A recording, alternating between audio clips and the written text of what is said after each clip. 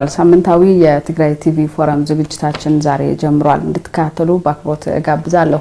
በዛሬው የትግራይ ቲቪ ፎረም ዝግጅታችን አንድ እንግዳ ይዤላችሁ ቀርብ ያለው የትግራይ ሴንትራል ኮማንድ አባል ጄኔራል ጻድቃን ገብረተንሳኤ በወቅታዊ ጉዳይ እንዲሁም ደግሞ አንድ አመት በሞላው በትግራይ ህዝብ ላይ በታወጀው ግልጽ ወረራ ዙሪያና ሌሎች ተያያዥ ጉዳዮችን እያነሳን ቆይታ እናደርጋለን። እንድትከታተሉ በድጋሚ በአክብሮት እጋብዛለሁ።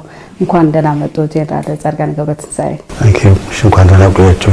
መልካም። እስቲ በትግራይ ህዝብ ላይ የታወጀው ግልጽ ወረራ አንድ አመት ሞልቶታልና እስቲ አብይ አህመድ ይህን ግልጽ ወረራ በትግራይ ህዝብ ሲጀምር እንደ ምክንያት ያቀረበው የሰሜን እዝ ከጀርባ ተወጋ የሚል ነበርና ህዝቡንም ለማነሳሳት ተጠቅሞበት ነበር። ስለዚህ በትክክል የጦርነቱ መነሻ ይህ ነበር ወይ የሚለውን በዚህ እንጀምር። አመሰግናለሁ። ያው የጦርነቱ መነሻ በሰሜን እዝ ላይ የተወሰደው ወይ ተወሰደ እየተባለ የሚነገረው እርምጃ አይደለም።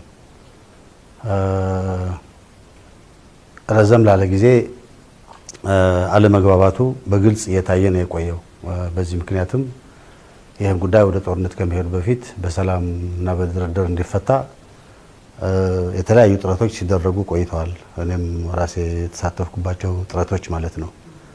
አንደኛ ቀደም ብሎ የነበረው ኢህአዴግ የሚባለው የፖለቲካ ድርጅት ህጋዊ ባልሆነ መንገድ ፈርሶ አዲስ አስፈላጊ የሆኑትን ህጋዊ መስፈርቶች ያላሟላ የብልጽግና ፓርቲ የሚባል ሲመሰረት ግልጽ የሆነ ልዩነት ከኢህአዴግ አባል ከነበረው ከህወሓት ጋር ተከስቶ ነበር። ይህ አለመግባባት በጣም ግልጽ ነበረ። ሁለተኛ ምርጫ በሚመለከት ትልቅ አወዛጋቢ ጉዳይ ሆኖ ተነስቶ ነበር። ምርጫው በወቅቱ ይደረግ የለም ኮቪድ አለ፣ በኮቪድ ምክንያት ምርጫው አይደረግም የሚል ከዚህ ተነስቶ ደግሞ ትግራይን የሚመራው የፖለቲካ ድርጅት ኮቪድን እየተከላከልን ቢሆን ምርጫው እናካሄዳለን፣ በህገ መንግስት የተቀመጠውን ምንድነው ህጋዊ የሆነ መንግስት የመመስረት አገባብ አናልፍም የሚል አቋም ነበረው። የማዕከላዊ መንግስት ደግሞ አብይ የሚመራው ማዕከላዊ መንግስት ይህንን ይቃወም ነበር። ከኤርትራ ጋር የቆየ ግንኙነት ተጀምሮ ነበር። ኤርትራ ጋር የሚደረግ የነበረው ግንኙነት ትግራይን በጠቅላላ ያገለለ ነው የነበረው። እንደሚታወቀው በትግራይና በኤርትራ መካከል ያለው ጂኦግራፊያዊ ቅርበት ይታወቃል። በጦርነቱ ወቅት የነበረው ቁርሾ ይታወቃል። ለረጅም ጊዜ በሁለቱ መንግስታት በኢሳያስ መንግስትና በማዕከላዊ መንግስት የትግራይን መንግስት ጨምሮ ትልቅ አለመግባባት እንደነበረ ይታወቃል። ይህንን አግሎ የሚደረግ ንግግር ለጤንነት እንዳልሆነ ይታወቃል። እሱ ብቻ አይደለም። ከኤርትራ መንግስት ጋር ሲደረግ የነበረው ግንኙነት ተቋማዊ ይዘት አልነበረውም። በአብይና በኢሳያስ መካከል ብቻ የሚደረግ ነው የነበረው። የዚህ አይነት ትልቅ ስራ አገሪቱ ውስጥ ያሉት ተቋማት እየተሳተፉበት እያወቁት ሀሳባቸውን እየሰጡበት መካሄድ የነበረበት ነው የሚሆነው። ኢንፋክት በተለምዶ እንደሚደረገው አፍሪካ ህብረትንም ሌሎች አካባቢያዊ ማለት የሪጂናል ተቋማትን ያገለለ ነው የነበረው። ከአረብ መንግስታት ጋር በሚደረግ ስምምነት ብቻ የሚደረግ ነው የነበረው። በጣም ሚስጥራዊ ሆኖ በሁለቱ ሰዎችና ሁለቱን ሰዎች ሲያደራድሩ ከነበሩት የአረብ መንግስታት ጋር በሚደረግ ስምምነት ነበር ሲደረግ የነበረው። ይሄ ለጤንነት እንዳልሆነ መገመት ይቻል ነበር። ይሄ ሁሉ ሲደረግ ቆየ። ኋላ መጨረሻም ነገር እየተካረረ በተለይ ምርጫ እናካሄዳለን አታካሄዱ የሚለው እንደ ትልቅ አጀንዳ ሆኖ በጣም ትልቅ ጭቅጭቅ የተፈጠረ በሄደበት ወቅት ከማዕከል በኩል ብዙ ጫናዎች ይመጡ ነበር ወደ ትግራይ። በግልጽ የሚታወቁ የማይታወቁም። አንዳንዴ የሽማግሌ የትግራይ ሀብታሞችን ጠርቶ ያስፈራራል። አንዳንዴ በቴሌቪዥን ወጥቶ የሚያስፈራራ ነገር ያደርጋል። ወዳልሆነ አቅጣጫ እየሄደ እንደሆነ በግልጽ ይታይ ነበር። ይሄ ባለበት ወቅት ወደ መጨረሻው አካባቢ እርግጥ ጦርነት የማይቀር መሆኑን የሚያሳዩ እርምጃዎች ተወሰዱ። አንደኛው እኔም ማስታውሰው የሰሜን እዝ ተብሎ ኤርትራን ሊከላከል ተቀምጦ የነበረው የመከላከያ ኃይል ከሁለት ተከፈለና ሰሜን ምዕራብ እዝ የሚባል ተቋቋመ። የሰሜን ምዕራብ እዝ የሚባለው አቋም አደረጃጀት በመሰረቱ ይሄ ከአማራና ከትግራይ ህዝብ ጋር ያለውን አጨቃጫቂ መሬት በቁጥጥር ስር አድርጎ ትግራይ አካባቢ ያለው ሰራዊት የሚፈጥርበትን አንዳንድ ጥርጣሬዎች ለማስወገድ የሚያስችል አደረጃጀት ተደርጎ ነው የተቀመጠው። ይሄ የተካሄደ ያለ የኃይል ማክተት ስራም ተሰራ።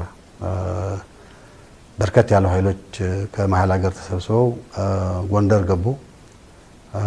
ኢንክሉዲንግ የኮማንዶ ክፍለ ጦር እዛ ገባ። በርከት ያሉ ክፍለ ጦሮች ወልዲያ፣ ቆቦ መጡ። በግልጽ በኃይል እንቅስቃሴውም ጦርነቱ የማይቀር መሆኑ እየታየ ሄደ። ይሄ በሚሆንበት ወቅት ብዙ ነገሮች ይከሰቱ ነበር። አንደኛው ይሄ ያለ ሰሜን እዝን ሲመሩ የነበሩት መሪዎች ጥርጣሬ ስላደረባቸው ወደ 6-7 የሚሆኑ ጀነራሎች ባንዴ ተቀየሩ። ይሄ ከዛ በፊት አንዳንድ ስትራቴጂክ ናቸው የሚሏቸውን ጦር መሳሪያዎች ትጥቅ ምናምን ለማንቀሳቀስ በማዕከላዊ መንግስት ሙከራ ይደረግ ነበር። የትግራይ መንግስት ይህንን እየተቃወመ ያቆመው ነበር። መጨረሻ አካባቢ ግን እነዚህን ጀነራሎች መቀየር ውሳኔ ተወሰነ። ይሄ በሚሆንበት ወቅት እንግዲህ አብረውን የሚታዩት እነዚህ ነገሮች በሙሉ ይሄ ቀደም ብዬ የገለጽኳቸው ነገሮች በሙሉ ከአረብ ሀገራት ጋር ያለው ግንኙነት ጤነኛ እንዳልሆነ በኢሳያስ አማላጅነት የሚደረግ መሆኑ ስለሚታወቅ ከዛ በርከት ያለ ገንዘብ የማግኘት ጉዳይ እንዳለ የኃይሎች ማንቀሳቀስ እንዳለ በሁለቱ መካከል በማዕከላዊ መንግስትና በትግራይ ክልላዊ መንግስት ላይ የነበረው የፖለቲካ አለመረጋጋትና የፕሮፓጋንዳ ጦርነት በጣም እያየለ የሚሄድበት ትግራይም ውስጥ ህዝቡ ይሄንን እያወቀ ትልቅ ጭንቅና ወዴት እየሄደ ነው የሚለው ነገር እያየ የሚሄድበት ሁኔታ ነበር። ይሄ ባለበት ወቅት መከላከያ ውስጥ የነበሩ የሰራዊት አባላትም ችግር ውስጥ ነበሩ። በአንድ በኩል ህገ መንግስቱን ለመጠበቅ ፍላጎት ያላቸው ሰዎች ነበሩ። የሚደረገው ነገር ከህገ መንግስቱ ውጭ ነው የሚል ትርጉም የሚሰጣቸው ሰዎች ነበሩ። በሌላ በኩል ደግሞ ወታደሮች ስለሆኑ ከማዕከላዊ መንግስት የመጣውን ትዕዛዝ ለመቀበል የሚዘጋጁ ነበሩ። በእንደዚህ አይነት ሁኔታ ላይ ያለ የትግራይ ክልላዊ መንግስት ያኔ ሁለት አማራጭ ነው የነበረው። ወይ ዝም ብሎ በመጠበቅ እጁን መስጠት ነው፣ አለበለዚያ ግን ራሱን ለመከላከል እርምጃ መውሰድ ነው። ራሱን ለመከላከል የወሰደው እርምጃ በ11ኛው ሰዓት ነው ማለት ይቻላል። የአብይ ያንቀሳቀሳቸው ወታደሮች ቆቦ ከገቡ በኋላ ጎንደር ከገቡ በኋላ ከጎንደር ወደ ባዕከር ያለው ርቀት ይታወቃል። ከቆቦ ወደ አላማጣ ያለው ርቀት ይታወቃል። ኃይል በሙሉ ሞቢላይዝድ ሆኖ ኮማንዶ ተስተካክሎ ጦር መሳሪያው ይዞ ለማጥቃት በተዘጋጀበት ወቅት እና ጀነራሎቹን ቀይራለሁ ብሎ በተነሳበት ወቅት ነው ያ መከላከያ ውስጥ ከነበሩት አንዳንዴ በደንብ ጎልቶ አይወጣም ክፍለ ጦሮች ሲመሩ የነበሩ ጠንካራ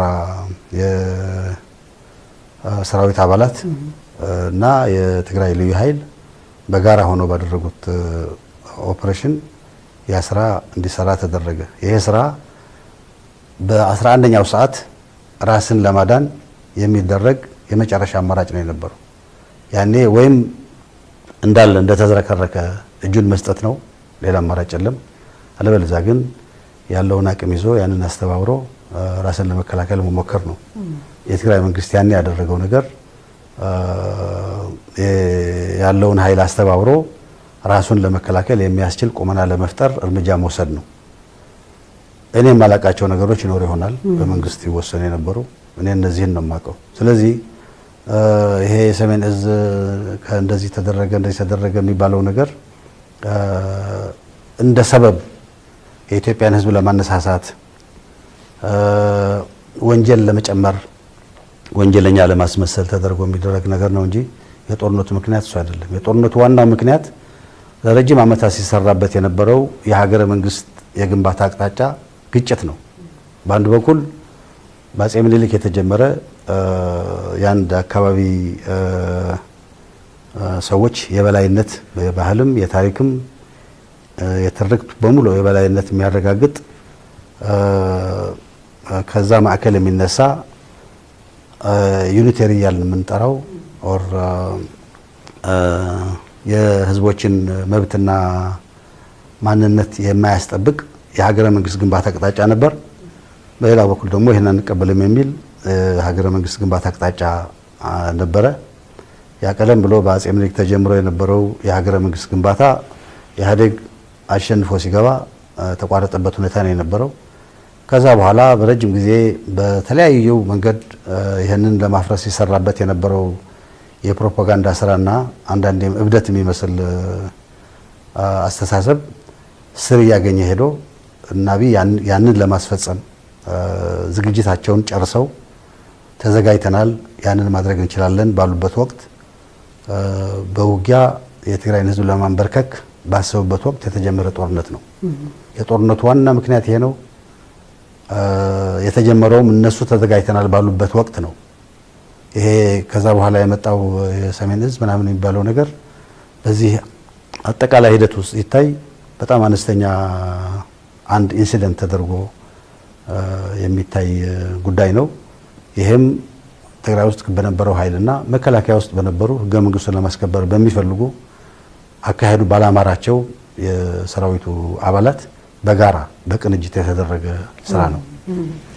መልካም ጄኔራል፣ ምናልባት እዚህ ላይ ግን ያው የዚህ ጦርነት መነሻን የኃይል አስተላለፉና የአስተሳሰብ ተቃርኖ እንደ ምክንያት ሊቀርብ ይችላል። ለረጅም ጊዜ የመጣው የአስተሳሰብ ልዩነት ምናልባትም ራሳቸውን በራስ ማስተዳደር በሚፈልጉ ኃይሎች መካከልና የራሳቸውን ባህልና ማንነትን በሌሎች መጫን በሚፈልጉ ኃይሎች መካከል ለረጅም ጊዜ ሲቆራቆስ የመጣና መጨረሻም ወደ ግልጽ ጦርነት የተገባበት ሁኔታ ነው ያለው። ምናልባት ግን በፌዴራል መንግስቱና በትግራይ መንግስት መካከል የነበረውን አለመግባባት በሰላማዊ መንገድ የሚፈታበት አማራጮች ይኖር ይሆን እንዴ? አማራጭ ባልጠፋ ነበር። ግን ኦልሬዲ በአስተሳሰብ የተለያዩ የሀገረ መንግስት ግንባታ አስተሳሰቦች የሚጋጩበት ደረጃ ላይ ነው የደረስነው።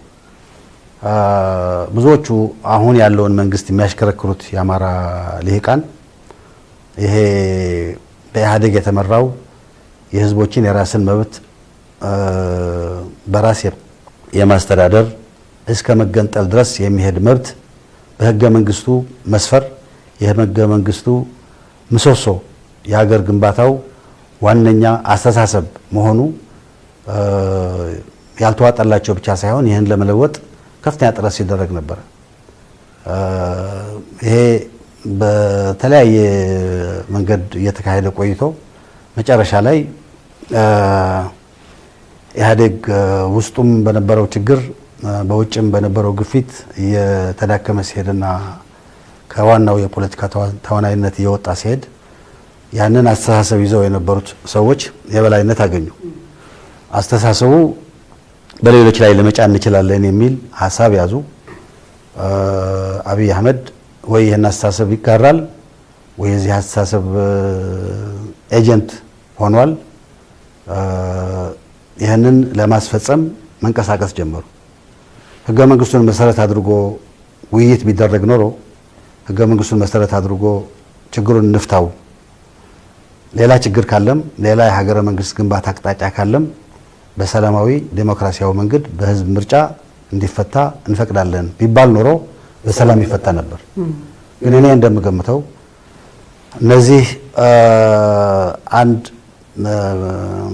ዩኒተሪ በሆነ መንገድ ማለት የሌሎችን መብት ሳያውቅ ሳያስከብር ህገ መንግስቱ የቆመበትን ምሰሶ በመዳጥ የሀገረ መንግስት ግንባታ ለማካሄድ የሚፈልጉት ኃይሎች በሰላማዊና ዲሞክራሲያዊ መንገድ ለማሸነፍ ያላቸው እድል አነስተኛ መሆኑን እያወቁ ሲሄዱ ሌላ ኃይል አሰባስበው ያንን በኃይል ድጠው እነሱ የፈለጉትን ነገር በላዩ ላይ ለመጫን የፈለጉበት ሁኔታ ነው የነበረው። የሚነገረው ትርክት አስቸጋሪ ነው ማለት በጣም አስቸጋሪ ነው ስል ለማመን አስቸጋሪ ነው። የቤተክርስቲያን ዲያቆናት ጀምሮ እስከ የፖለቲካ ኃላፊዎችን የሚሉ ሰዎች የኢትዮጵያ በሙሉ ፈጣሪ አንድ ብሔር ነው የሚሉበት ከእግዚአብሔር በታች እሱ ነው ያለው፣ ሌላው በሙሉ እሱን እየተቀበለ ነው መሄድ ያለበት የሚለው አስተሳሰብ የበላይነት አግኝቶ በህዝቦች ላይ እንዲጫን ፍላጎት ያላቸው ኃይሎች የበላይነት የያዙበት ይህን ደግሞ በኃይል እናስፈጸም እንችላለን ብለው የተማመኑበት አይነት አስተሳሰብ ነው የበላይነት የያዘው። የአስተሳሰብ እስካለ ድረስ በሌላ በኩል ደግሞ የትግራይ ህዝብ የራሱን መብት ለማስጠበቅ ከፍተኛ ትግል አድርጎ ብዙ ዋጋ ከፍሎ ያንን ተግባራዊ ለማድረግ ተንቀሳቅሷል። በዚህ ሂደትም ችግሮችም ነበሩበት፣ ውጤቶችም ታይተዋል። ይሄኛውን በቀላሉ መተው አይችልም። የነዚህ ሁለቱ ኃይሎች ግጭት ነው ወደ እንትን የመጣውና ያኔ ይህንን ህገ መንግስቱን መሰረት በማድረግ ሊፈታ ይችላል የሚል ተስፋ የነበረው ሰው ብዙ ነበር። እኔም እንደዛ አይነት ማለት የጦርነትን አስከፊነት ስለማቅ መነሻው ሳይገባኝ ቀርቶ ሳይሆን መነሻውን ያወቅኩም ቢሆን በጦርነት ይህን ነገር ከመፍታት ይልቅ የተሻለ ሌላ አማራጭ አለ፣ ከጦርነት የከፋ ነገር የለም በሚል አስተሳሰብ በሰላም ለመፍታት ብዙ ጥረት አድርጌ ነበር። በግሌም በሌሎችም እንደዛ ያደረጉ ይኖሩ ይችላሉ። በዚህ ሂደት ውስጥ ከጠቅላይ ሚኒስትሩ ጋር 3 ጊዜ ተገናኝተናል። በሶስቱም ጊዜ እሱም ያነሳው አጀንዳ ነበር። ከኔ ጋር ፐርሰናል የሚመስል ነገር ምን ላድርግልህ አይነት ነገር። ደግሞ በሶስቱም የግንኙነታችን ወቅት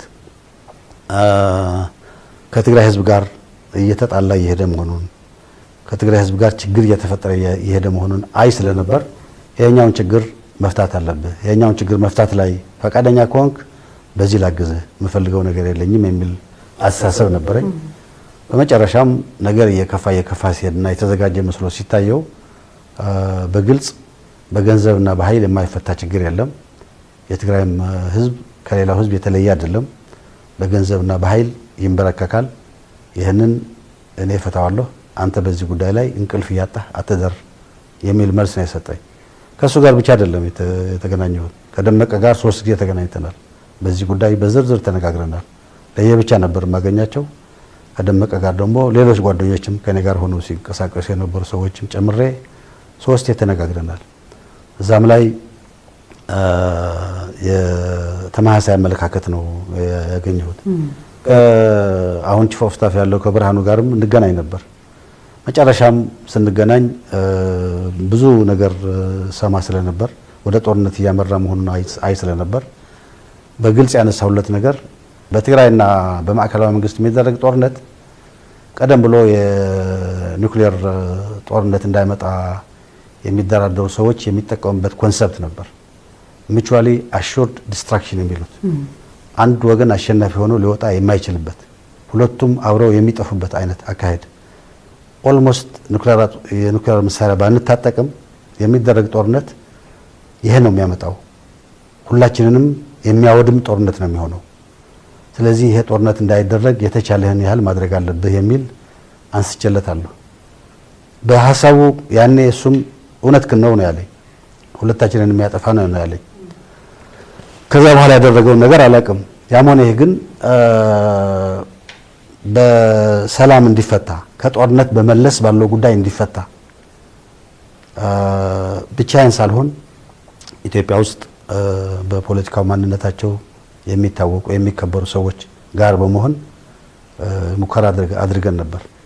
ግን መጀመሪያ እንደተነሳውለት የሁለት የተለያዩ አስተሳሰቦች መነሻ የያዘ ስለሆነ እነዚህ ሁለቱ አስተሳሰቦች ደግሞ በሰላማዊ ዲሞክራሲያዊ መንገድ ለመፍታት አንደኛው ወገን ፍላጎት ስላልነበረው ከዛም ማድረገውን ውይይት ያዝኩ ወደዚህ መጣ ነበር። ከዶክተር ደብረጽዮን ጋር እገናኛለሁ። መሰረታዊ መነሻው የነበረው ህገ መንግስቱን መነሻ አድርገን ከህገ መንግስቱ መነሻ በመለስ ያሉትን የፖለቲካ ችግሮች እንፍታቸው፣ ምርጫም ይሁን ሌሎችም ነገሮች እንፍታቸው የሚል ነው የነበረው። በትግራይ መንግስት በኩል ይሄ ተቀባይነት ነበረው። በማዕከላዊ መንግስት ደግሞ እየቆየ ሲሄድ እየጨመረ በዚህ አቅጣጫ ለመፍታት ያለው አፕታይት እየጠፋ በኃይል በወታደራዊ ኃይል በገንዘብ ኃይል ለመፍታት እንደሚቻል እየታመነበት የተሄደበት ሁኔታ ነው የነበረው። ስለዚህ በህገ መንግስቱ ማዕቀፍ ውስጥ ሆኖ ሊፈታ ይችል ነበር ወይ? ሊፈታ ይችል ነበር። ጥፋት ያጠፉ ሰዎች ካሉ ትግራይ ውስጥም በጥፋታቸው ሊጠየቁ ይችሉ ነበር። እነሱ ብቻ አይደሉም ያጠፉት፣ ያጠፋ ብዙ ሰው አለ።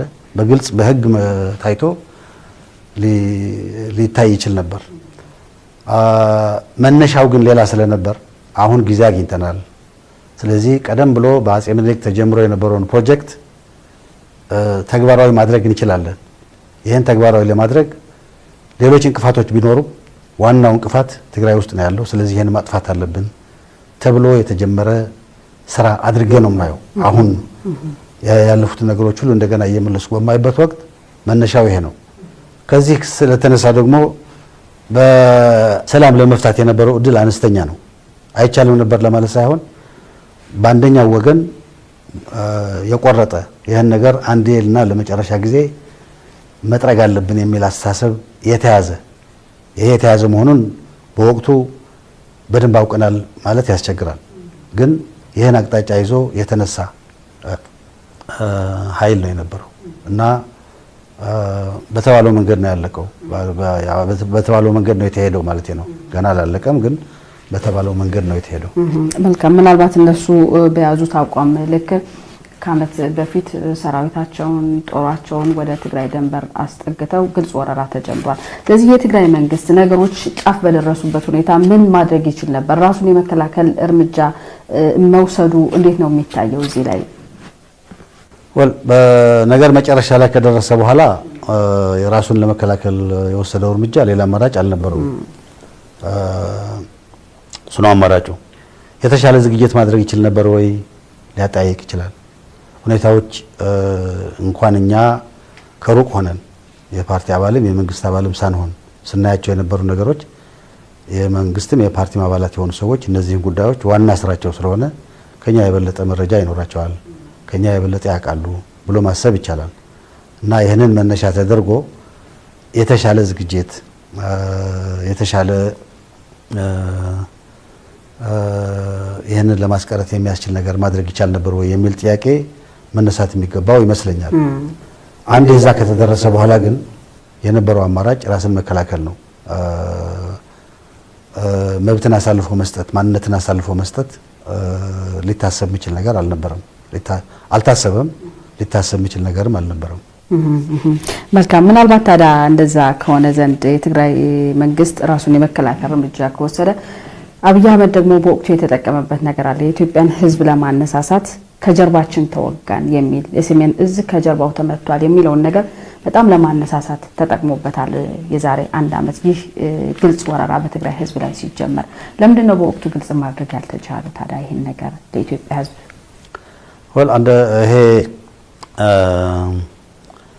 አንደኛ እኔ ሁኔታው የሚፈቅድ ነበር አይመስለኝም። ማለት በመንግስት የውሳኔ አሰጣጥ ውስጥ አልነበርኩም። ስለዚህ አስቀድሞ ጦርነቱ ወደ ተሟላ ጦርነት ከመግባቱ በፊት እነዚህ ነገሮች ሰው እንዲያውቃቸው ለማድረግ ይቻል ነበር ወይ አይቻልም? የበለጠ እዛ ውስጥ የነበሩ ሰዎች ናቸው መናገር የሚችሉት። ግን አንዴ ጦርነቱ ከተጀመረ በኋላ ግን ለዚህ ፋታ የሚሰጥ ለዚህ እድል የሚሰጥ አልነበረም። ዋናው ነገር ግን መታሰብ ያለበት ነገር ምንድነው?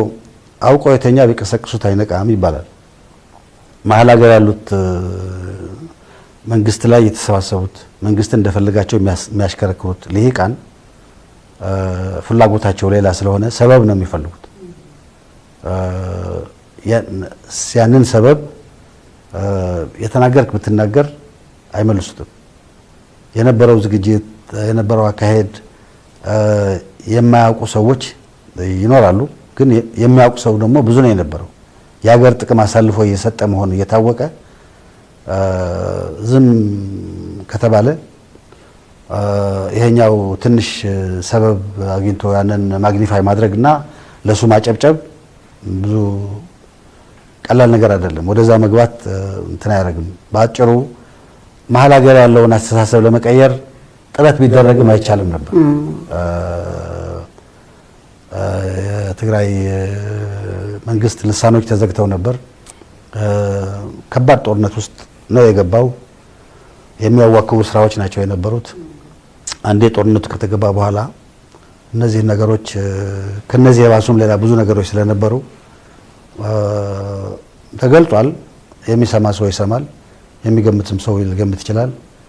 አውቆ የተኛው ሰው ደግሞ ይሄንን እንደ ምክንያት ኢንተንሲፋይ እያደረገ እያባባሰ ተጠቅሞበታል እንጂ ሌላ ቢቀር አንዳንዶቹ የሰራዊት አባላት ያውቃሉ፣ የነበረው ዝግጅት ያውቃሉ፣ የተደረገውን ነገር ያውቃሉ። አጠቃላይ ሂደቱን በጦርነት ለመፍታት የተሟላ ዝግጅት ተደርጎ እንዳለ ያውቃሉ። ግን ጦርነት ውስጥ ገብተው እንትን ከማድረግ ከማቅራራት ያገዳቸው ነገር አልነበረም። እዚህ ላይ የሚነሳው ጀነራል ጻድቃን የአብይ አህመድ መንግስት የትግራይ ህዝብ ላይ ግልጽ ወረራ ለማወጅ የሚቻለውን ዝግጅት ሲያደርግ እንደነበረ በይፋ ሲታይ የነበረ ነው። እዚህ ላይ ምናልባት ሊጠቀስ የሚችለው የኤርትራ የኢሳያስ አፈወርቂ ጋር የነበረው ግንኙነትና ሽርሽርም እንዴት ነው ሊገለጽ የሚችለው? ትግራይን በመውረር ረገድ የነበራቸው ዝግጅት፣ ቅድመ ዝግጅት እንዴት እናያለን? እንዴት ይገለጻል? ዝርዝር የሆነውን ከአብይ ጋር የዘራሳቸው ወይ ሌላ ሶስተኛ ኃይል አስማምቷቸው ያደረጉትን ስምምነት በዝርዝር ማወቅ አይቻልም። እነሱ ራሳቸው ናቸው የሚያውቁት። ለወደፊትም ታሪክ ያወጣው ይሆናል። መገመት ነው የሚቻለው።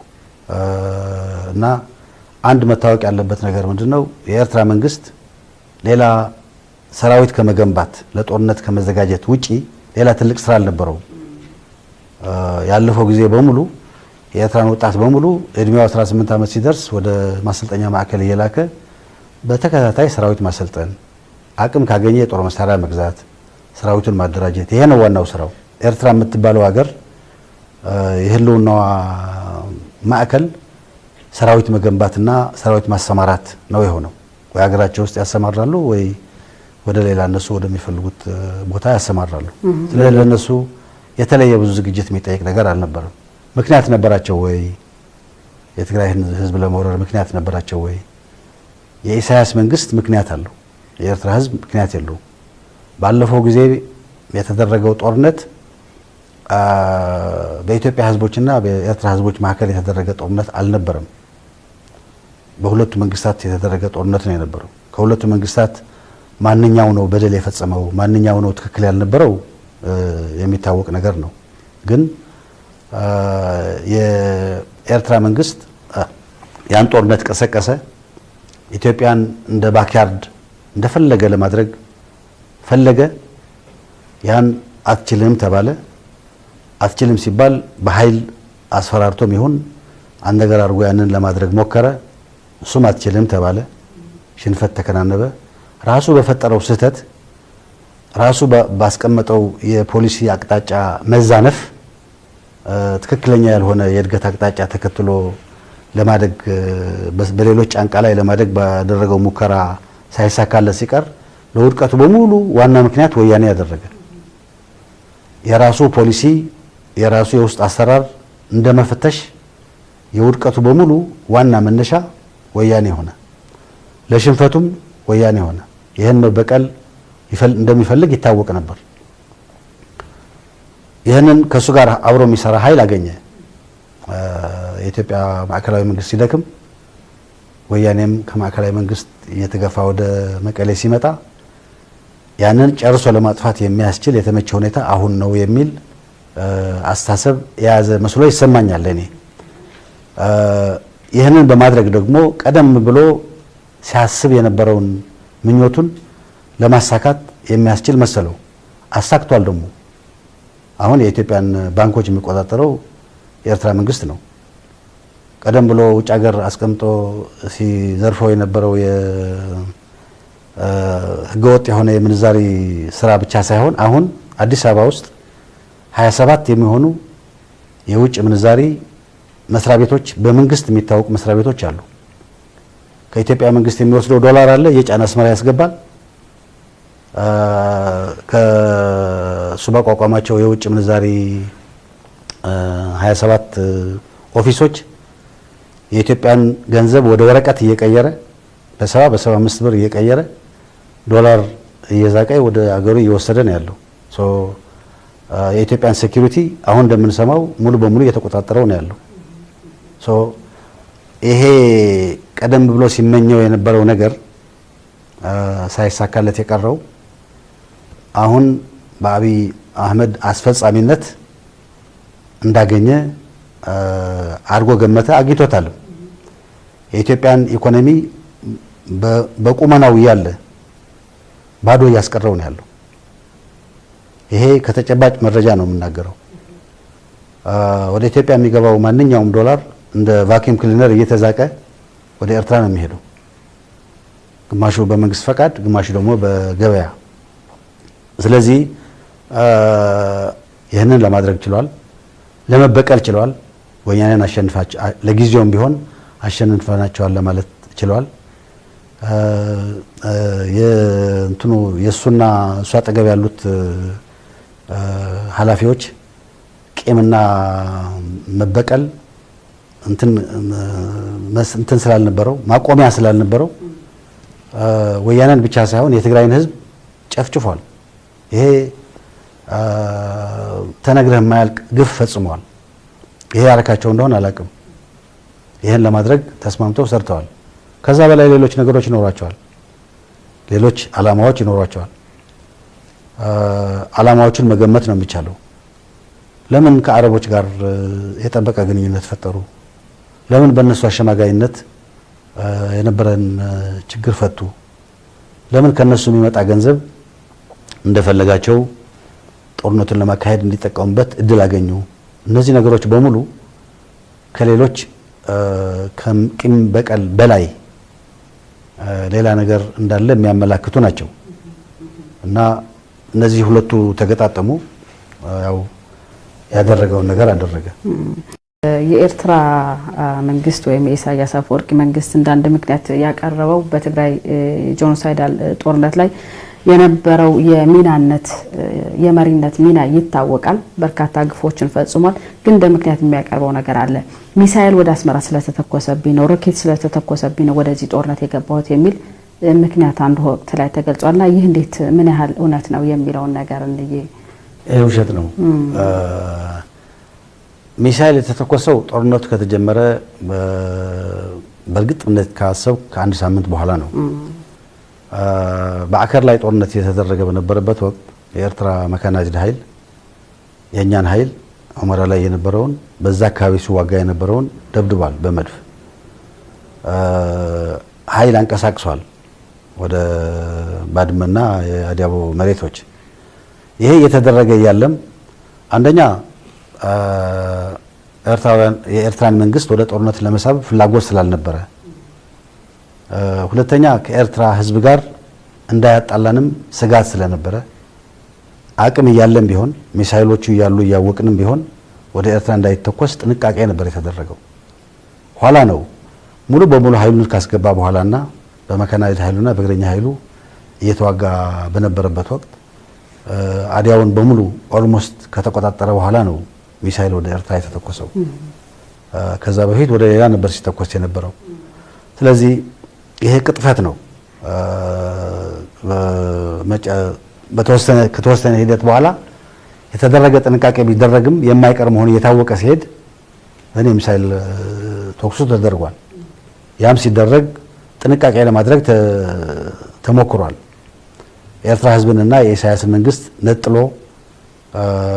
ወዳጅና ጠላትን ከኤርትራ ህዝብ ጋር ጥል አልነበረንም ብለን ስለምናምን የኤርትራን መንግስት የጦርነት ማካሄድ አቅም ለማሽመድመድ ነበር ሙከራ ሲደረግ የነበረው። ያም ሆነ ይሄ ግን ይሄ ልክ የሰሜን እዝ ተመታ እንደተባለው ሰበብ መፈለግ ነው እንጂ የኤርትራ መንግስት ወደ ጦርነት የገባው ከዛ በፊት ነው። አስቀድሞ ሰፊ ስራዎችን ሲሰራ ነበር። ያን ካረጋገጥን በኋላ የማይመለስ መሆኑን ካወቅን በኋላ ነው ዛላምበሳ ላይ እኮ ከሳምንት በላይ ውጊያ ተደርጓል፣ ይሄ ሚሳኤሉ ከመተኮሱ በፊት። ስለዚህ ይሄ ቅጥፈት ነው፣ ውሸት ነው። አብይ አህመድ በዚህ ደረጃ ከባዕድ ሰራዊት ጋር ተመሳጥሮ በትግራይ ህዝብ ላይ እንደዚህ አይነት የጄኖሳይድ ጭፍጨፋ ለማድረግ ምን ሊሆን ይችላል ምክንያቱም ኤርትራ አለ፣ ከባዕድ ካነሳን የኤርትራ ሰራዊት አለ፣ የኤምሬት ድሮን አለ፣ የሶማሊያ ወታደር ገብቷል ወደ ትግራይ በዚህ ጭፍጨፋ ላይ ተሳትፏልና ምንድነው በዚህ ደረጃ በትግራይ ህዝብ ላይ ማዕት ለማምጣት ከባዕድ ጋር ለመተባበር የቻለው? ለመገመት አስቸጋሪ ነው። እኔ እስካሁን ድረስ የአንድ ሀገር መሪ የራሱን ህዝቦች የሌላ ባዕድ ኃይል አሰባስቦ የጨፈጨፈበት ሁኔታ ብዙ አላውቅም። ይህን ለመገመት ያስቸግራል። ዝርዝሩን የሚያውቁት አሁንም እነሱ ናቸው። ግን መገመት ይቻል ይሆናል። ለምን ከአረቦች ጋር የጠበቀ ግንኙነት አደረጉ? ለምን የነሱን ፋይናንስ የነሱን ቴክኖሎጂ ይህን ጉዳይ ለመስራት ተጠቀሙበት? ትልቅ ጥያቄ ነው። የሚመስለንን መልስ ማስቀመጥ ይቻላል። ግን በታሪክ ውስጥ እንጃ በጣም ጥቂት የራሱ መንግስት የራሱን ህዝብ ትግራይ ህዝብ ላይ በደረሰው ግፍ የራሳችን መንግስት ነው እንለው ስለነበረ ማለት ነው የጨፈጨፈበት እኔ ብዙ አላውቅም። ለምንድን ነው እንደዛ ያደረጉት የሚለው ግን ያሰቧቸው ፕሮጀክቶች የነበሩ ይመስላል። በሁሉም በኩል ያሰቡት ፕሮጀክት የነበረ ይመስላል። ትልቁ ፕሮጀክታቸው ደግሞ ከቀይ ባህር ጋር የተያያዘ ይመስለኛል። ቀይ ባህር በጣም ስትራቴጂክ የሆነ የንግድ ቀጠና ነው። አረቦቹ ምስራቃዊውንም ምዕራባዊውንም የቀይ ባህር ቀጠና ሙሉ በሙሉ መቆጣጠር ፍላጎት እንዳላቸው ይታወቃል። ከማንኛውም የጥናት ጽሁፎቻቸው የሚታወቅ እንትን ነው። ይህን ለማድረግ በምዕራባዊ ሳይድ የቀይ ባህር ያለው ኃይል ኤርትራ፣ ከዛ ቀጥሎ ደግሞ ኢትዮጵያ ነው። ኤርትራ ብቻውን ያንን ሰኪር አድርጎ ማስቀመጥ አይችልም። ምክንያቱም የህዝብ ብዛት አለ። የህዝብ ብዛት ብቻ ሳይሆን የህዝብ አሰፋፈርም አለ። ትልቁን ኤሪያ የሚይዙት የአፋር ተወላጆች ናቸው። የአፋር ተወላጆች ፖለቲካውና ሃይማኖታዊ አመራሮቻቸው ኢትዮጵያ ውስጥ ናቸው። የሚበልጠው ህዝቡ ኢትዮጵያ ውስጥ ነው ያለው። ከኤርትራ ጋር ያላቸው ቁርሾ ይታወቃል። ስለዚህ ኢትዮጵያን ወደ እንትኑ ማምጣት ያስፈልጋል። ወደ ፕሮጀክት ማምጣት ያስፈልጋል። ቀደም ብሎ ሲደረግ የነበረው አሰብ ላይ የአየር ምንድነው ወታደራዊ ቤዝ የማቋቋም ጉዳይ ዝም ብሎ እንትን የተጀመረ ነገር አይደለም። ጅቡቲ ላይ ተጀምሮ የነበረው ኤሚሬቶች የጅቡቲን ፖርት ለመግዛት አድርገውት የነበረ ጥረት ዝም ብሎ በአጋጣሚ የመጣ ነገር አይደለም። ዋናው የህንድ ውቅያኖስ መግቢያ ጀምሮ እስከ የስዊዝ ካናል መውጫ ድረስ ያለውን የቀይ ባህር ቀጠና ሙሉ በሙሉ ተቆጣጥረው ከዛ የሚገኘውን ኢኮኖሚያዊ ጥቅም የሴኩሪቲ አድቫንቴጅ ለመጠቀም ይፈልጋሉ። ይህን ለማድረግ እነዚህን ኃይሎች ማሰባሰብ አለባቸው ይመስለኛል። እነዚህን ኃይሎች ሲያሰባስቡ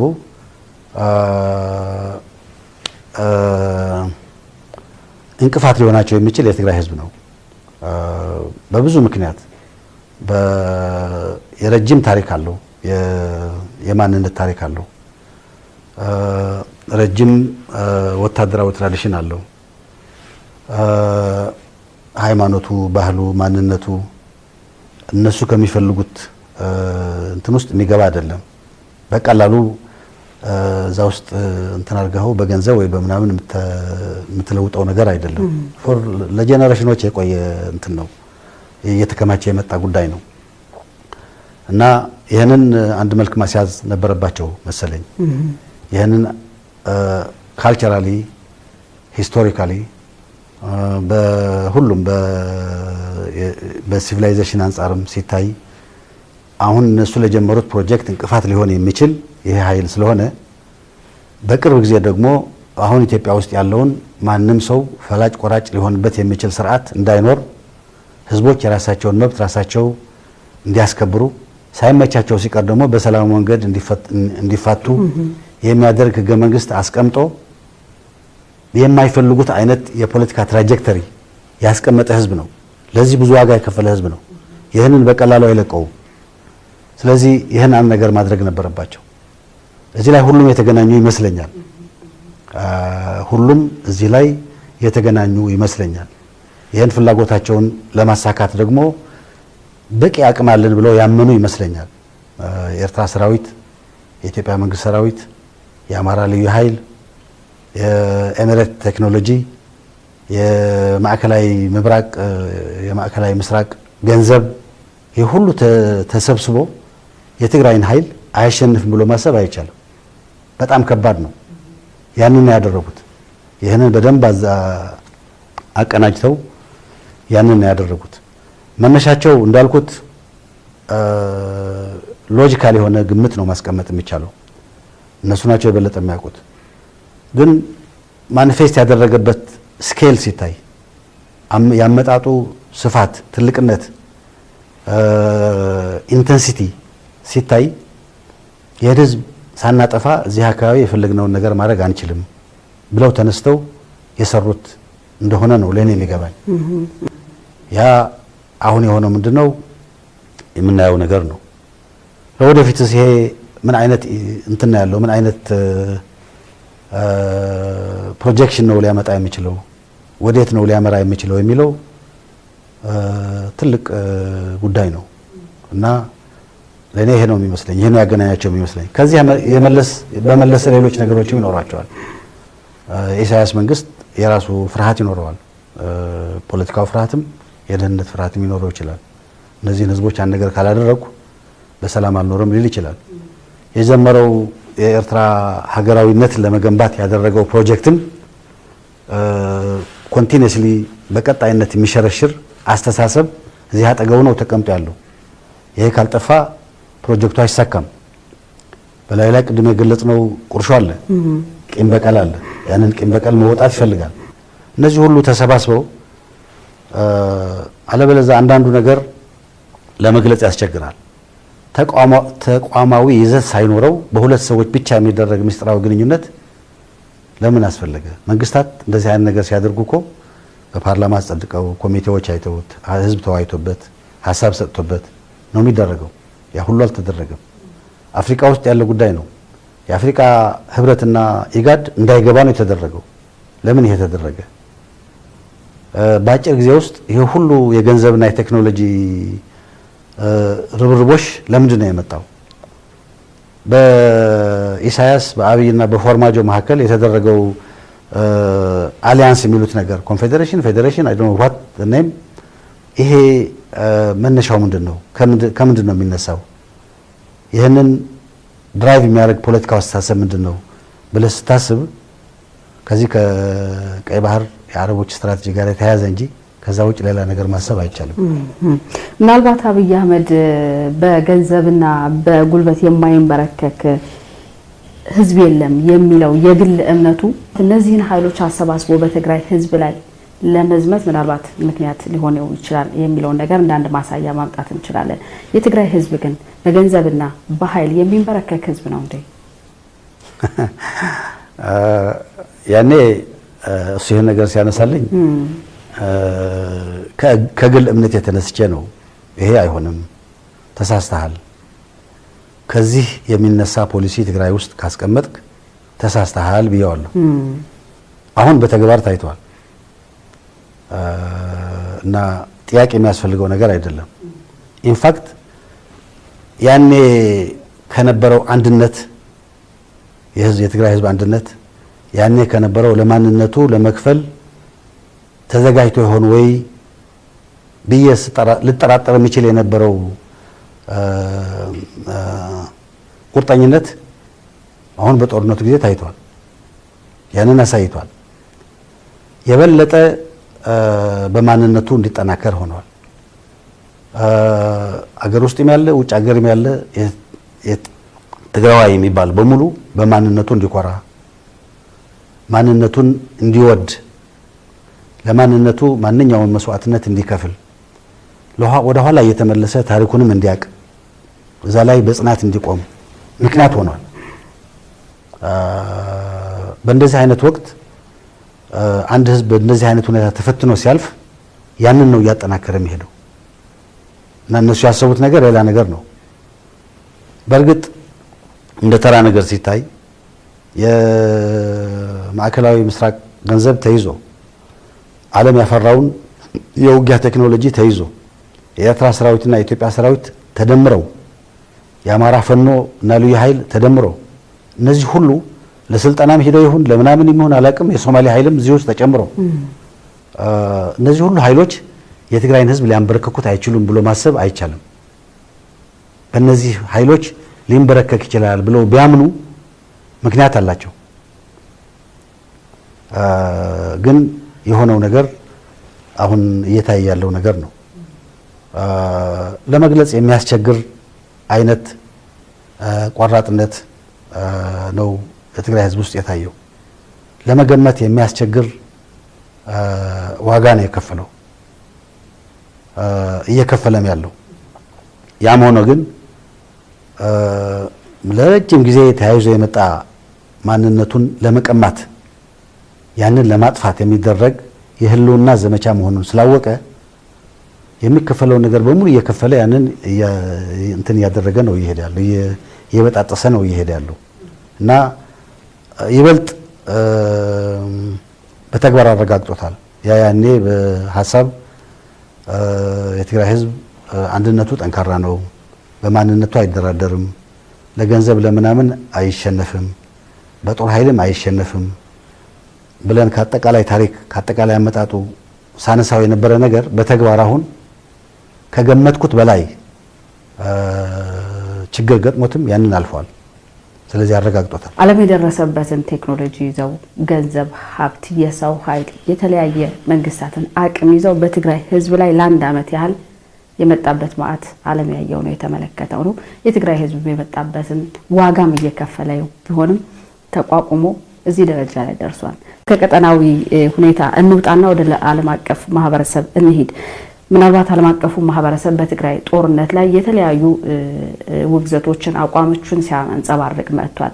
የጸጥታው ምክር ቤትን በተደጋጋሚ ስለ ትግራይ ጉዳይ እየተነሳ ውይይት የተደረገበት ሁኔታ ነው ያለው። ይሁንና ግን ወደ አንድ የጋራ አቋም መጥቶ አንድ እርምጃ ላይ መድረስ ግን አልተቻለም፣ በተናጠል ካልሆነ በስተቀር። በዋናነት ደግሞ ሩሲያና ቻይና የያዙትኝ አደናቃፊ የሆነ አቋም አለና ምንድነው ለዚህ ምክንያታቸው ሊሆን የሚችለው? የሪያሊስት የሚባለውን የፖለቲካ አስተሳሰብ የሚከተሉት ሰዎች እንደሚሉት ሰልፍ ሄልፕ ነው። ራስህን ነው የምትረዳው። አሁን በዓለም አቀፍ ደረጃ የዓለም ሰላምና ጸጥታ ለማስከበር ተብሎ የተቋቋመው የዩኤን ሴኩሪቲ ካውንስልም ከትላልቅ አገሮች ጥቅምና እነሱ ከሚወስዱት የፖለቲካ አቋም ጋር በጣም የተያያዘ ነው።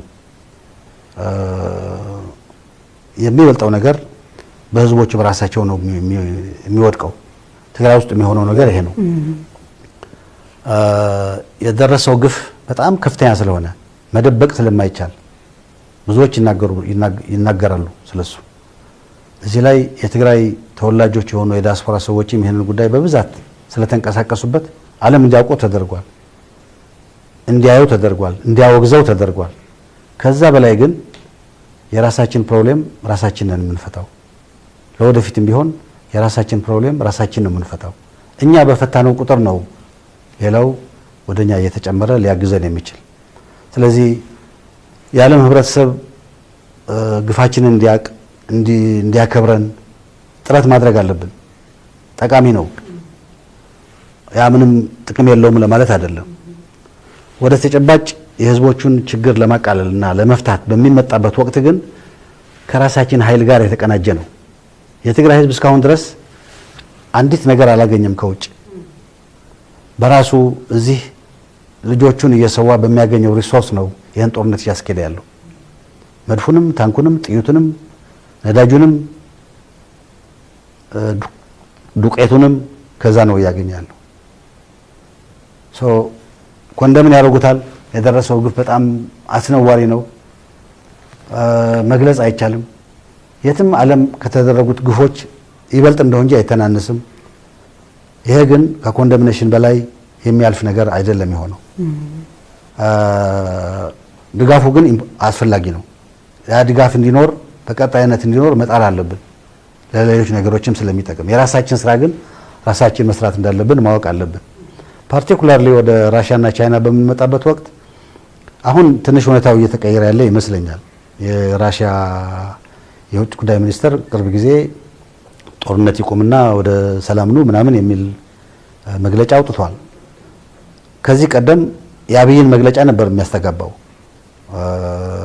ይሄ የህግ ማስከበር ዘመቻ ነው፣ ወደ የተባበሩት መንግስታት መምጣት ያለበት ወደ ምናምን መምጣት ያለበት ራሱ መንግስት መጨረስ ያለበት ነገር ነው የሚለው። ይሄ የአብይ አቋም ነው የነበረው። ይሄ ሁሉ ወንጀል እየተፈጸመ ኢንተርናሽናል ጄኖሳይድ ኢንተርናሽናል ክራይም እየተፈጸመ ጄኖሳይድ እየተፈጸመ ክራይምስ አጌንስት ሂውማኒቲ እየተፈጸመ የህግ ማስከበር ስራ ነውና ራሳቸው ይፍቱት ሲል የነበረ መንግስት ደሴ ላይ ጦርነቱ ጠንከር ሲል ጦርነቱ ይቁምና በሰላም ፍቱት ነው ያለው። ለኔ የገባኝ የአብይን ጩኸት ነው እያስተጋባ ያለው። አብይ ድረሱልኝ ስላለ የመጣ መስሎ ነው የሚሰማኝ። በሌላ አነጋገር ኃይላችን እየጠነከረ ሲሄድ ሌላውም ጠንካራ አቋም የነበረውን ቢሆን መለሳለስ እንደሚጀምር ነው የሚያሳየው። በባህሪው ሲታይ ግን ኦፍ ኮርስ ቻይናና ራሽያ በአፍሪካና የካሪቢያን ሀገሮች በተባበሩት መንግስታት የጸጥታው ምክር ቤት የነበሩት ሀገሮች የሚይዙትን አቋም የያዙ እዛ ላይ የተሸጎጡ ነበር ሲናገሩ የነበሩት። የአፍሪካና የካሪቢያን ሀገሮች ደግሞ የራሳቸው ምክንያት አላቸው። ለየሀገሮቻቸው ብዙ ያልተፈቱ ችግሮች አሉባቸው። ትግራይ ውስጥ የሚነሳው ማዕከላዊ መንግስት የሚቃወም ለመብት የሚደረግ ትግል ምናልባት አላስፈላጊ መልእክት ያለ ሀገሮቻቸው ያስተላልፍ እንዳይሆን ይጠራጠራሉ። ከዚህ ተነስተው አቋማቸውን ያስተካክላሉ። ራሽያና ቻይና ደግሞ እነሱ ውስጥ የተሸጎጡ እነሱ ውስጥ ተወሽቀው ያንን አቋም ይዘው ይሄዱ ነበር። በተጨማሪ ደግሞ ሁለቱም ከጥሩ መነሻም ሊሆን ይችላል፣ ካልሆነ መነሻም ሊሆን ይችላል፣ ከአሜሪካ ጋር ያላቸው ቁርሾ አለ። የአሜሪካ መንግስት የያዘውን አቋም በተቻለ መጠን እሱን የመቃወም ትራዲሽንና እንትን አላቸው። በየሀገሮቻቸው በሌሎች ሀገሮች ጉዳይ የመግባት የዲፕሎማቲክ ባህላቸውም የራሱ እንትን አለው፣ የራሱ ተጽዕኖ አለው። በዋናነት ግን የኢኮኖሚ ተጠቃሚነት ጉዳይ መነሻ አድርገው ነው ጥቅማቸውን ለማስጠበቅ ጉዳዩ ሳያውቁት ቀርተው ሳይሆን እያወቁም ቢሆን ጆሮ ዳባ ልበስ ብለው ይሄ ነገር በተባበሩት መንግስታት ውሳኔ እንዳያልፍ ተደርጎ የነበረው። በዛ ቢያልፍ ምን ይመጣ ነበር? ተለቅ ያለ ኮንደምኔሽን ሊመጣ ይችላል። ከዛ በላይ ግን ስራችንን የሚሰራልን ሰው አይመጣም ነበር። የራሳችንን ስራ ራሳችንን መስራት የነበረብን ያንን ነው የትግራይ ህዝብ ያደረገው። መልካም። ምናልባት ያው የትግራይ ህዝብ የራሱን ስራ እየሰራ ጠላቶቹን ያው ከፊት ለፊት እየገረሰሰ ወደፊት እየቀጠለ ነው የሚገኘው። ምናልባት ይህን ቃለ መጠይቅ በምናደርግበት ሰዓትም የትግራይ ሰራዊት ደሴና ደሴ ዙሪያ አካባቢ ነው የሚገኘውና ጠላትም በአንጻሩ አቅሙ እየተዳከመ ነው ያለው። የዚህ ጦርነት እንዴት ነው ሊጠናቀቅ የሚችለው? ምንድነው መጨረሻው? እንግዲህ እስካሁን ትናንትና ነው መሰለኝ ባህር ዳር ስብሰባ አድርገው ጠቅላይ ሚኒስትሩ ከዚህ ቀደም የሶሻል ሚዲያ አክቲቪስቶች ሲያስተጋቡት የነበረውን ጦርነቱን ህዝባዊ እናድርገው ምናምን የሚል ውሳኔ ወስነዋል። በራሳቸው አንደበት የሀገር መከላከያ ሰራዊት ይህን ጦርነት ብቻውን አይችለውም፣ ሊቋቋመው አይችለውም ብለዋል። ከዚህ የበለጠ አድሚሽን ፖለቲካል አድሚሽን ሊኖር አይችልም። በሌላ አነጋገር ግን አንድ ጦርነት ህዝባዊ እናድርገው፣ ወያኔ የሚከተለውን የጦርነት ስልት እንከተል የሚባለው ነገር ኮፒ ኤንድ ፔስት የምታደርገው ነገር አይደለም። ስለፈለክ ቃላቱን ስላወቅ ከዚህ አምጥተህ እዚህ አስቀምጠው የሚሰራ ነገር አይደለም። ህዝባዊ ጦርነት ለማድረግ መጀመሪያ ህዝባዊ የሆነ ዓላማ ያስፈልጋል። ህዝባዊ የሆነ ጦርነት ለማድረግ ፍትሃዊ ጦርነት ያስፈልጋል። የትግራይ ህዝብ መብቴን አሳልፌ አልሰጥም፣ ራሴን በራሴ ነው የማስተዳድረው፣ በጋራ ሆነን ያስቀመጥነው ህገ መንግስት እሱ እንዲፈርስ አልፈልግም። ሚኒመም መነሻዬ ይሄ ብቻ ነው። ከዚህ በታች የሚሄደውን ነገር 17 ዓመት ሙሉ ታግዬ ማአት ሰው ተሰውተውብኝ ያመጣሁትን ነገር አሳልፌ አልሰጥም ነው እያለ ያለው። ከዚህ በመለስ ችግር አጋጥሟል በሚባልበት ወቅት ህወሓት እኮ የኢትዮጵያ መንግስት ኮር ተብሎ ሲታሰብ የነበረው ድርጅት እነዚህ ሶሻል አክቲቪስቶች እንደሚሉት ባንኩንም ታንኩንም ለአብይ አስረክቦ ነው መቀሌ የመጣው። ስልጣኑን በሙሉ የደህንነቱንም ስልጣን፣ የወታደሩንም ስልጣን፣ የኢኮኖሚውን ስልጣን አስረክቦ መቀሌ መጥቶ እያለ ያህል በቃ ብሏቸው መቀሌም አርፋ አትቀመጥም ብለው ነው እየመጡ ያሉት። የራስህን ህዝብ ራስህ አታስተዳድርም፣ እኛ ፈጣሪዎቼ ስለሆን ከእግዚአብሔር ቀጥሎ ኢትዮጵያን የፈጠረ አማራ ስለሆነ እኛ በፈለግነው መንገድ ነው አንተን የምናስተዳድርህ ብለው ነው እየተዋጉ ያሉት። ይሄ ደግሞ ለተራው የአማራ ህዝብ የሚጥም ነገር አይደለም። እንደማንም ሰው በነፃ መኖር ነው የሚፈልገው። እንደማንም ሰው ሰርቶ ማደር ነው የሚፈልገው። እንደማንም ሰው ድርሻውን ተወጥቶ ኢትዮጵያ የምትባለው ሀገር ላይ መኖር ነው የሚፈልገው። ይሄ አስተሳሰብ አሁን የአብይን መንግስት እያሽከረከሩ ያሉት ልሂቃን አስተሳሰብ ነው። ለረጅም ጊዜ ሲሰሩበት ቆይተዋል። ያንን ፕሮጀክታቸውን አምጥተው ለመጫን ነው እየፈለጉ ያሉት። ይህን አስተሳሰብ ህዝባዊ ማድረግ አትችልም። ይህን በዚህ አስተሳሰብ የሚመራ ጦርነት ህዝባዊ ማድረግ አትችልም። የባዕድ ሀገር መጥቶ የአንድን ሀገር ህዝብ እየጨፈጨፈ እያለ ህዝባዊ እናድርገው ብትል እንዴት ወራሪን ህዝባዊ ልታደርግ ትችላለህ? ህዝባዊ ሊሆን አይችልም። ስለዚህ የሚገርም ነው። ቃላቶቹ አሉ። ህዝባዊ ጦርነት የሚባል ቃላት አለ። ምናልባትም ወታደሮቹ ወታደራዊ ሳይንስና ጥበብ ስበት ማዕከል ምናምን የሚባል ቃላት ያውቃሉ። ይሄ ከፖለቲካ አስተሳሰብ ጋር በጣም ቀጥተኛ የሆነ ግንኙነት ያለው አስተሳሰብ ነው። ጦርነት የፖለቲካ ተቀጥያ ነው። ፖለቲካን በውጊያ መልክ ማስቀጠያ ነው። ፖለቲካው ከተበላሸ ጦርነቱ ይበላሻል። ዳይሬክት የሆነ ሪሌሽንሺፕ ነው ያላቸው። ትክክለኛ ያልሆነ የፖለቲካ ዓላማ ይዘህ ጦርነቱን ህዝባዊ አደርጋለሁ የሚባለው ቀልድ አይሰራም።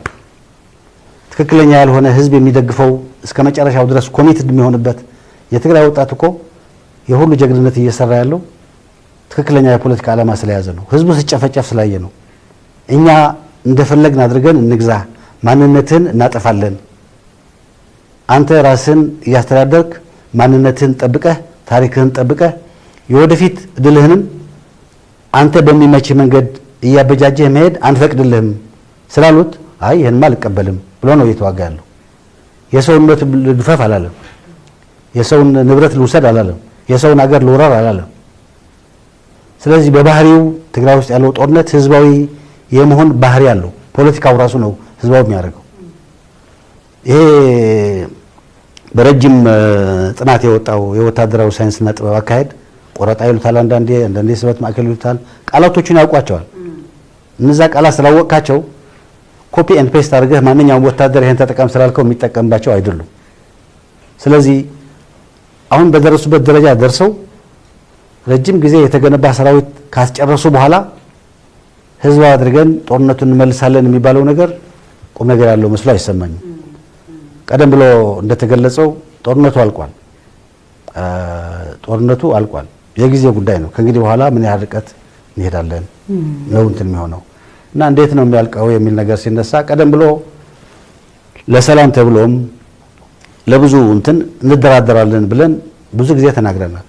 የትግራይ መንግስት ሴንትራል ኮማንድም የመንግስቱ አካል ስለሆነ ጦርነቱን በሁሉ መንገድ የሚመራው አካልም ይህን ጉዳይ በየጊዜው እየተወያየ ለድርድር በዚህ መንገድ እንደራደራለን እያለ ከመጀመሪያው ጀምሮ ገና የራስ አሉላ ዘመቻ ሳናደርግ እያለን ጀምሮ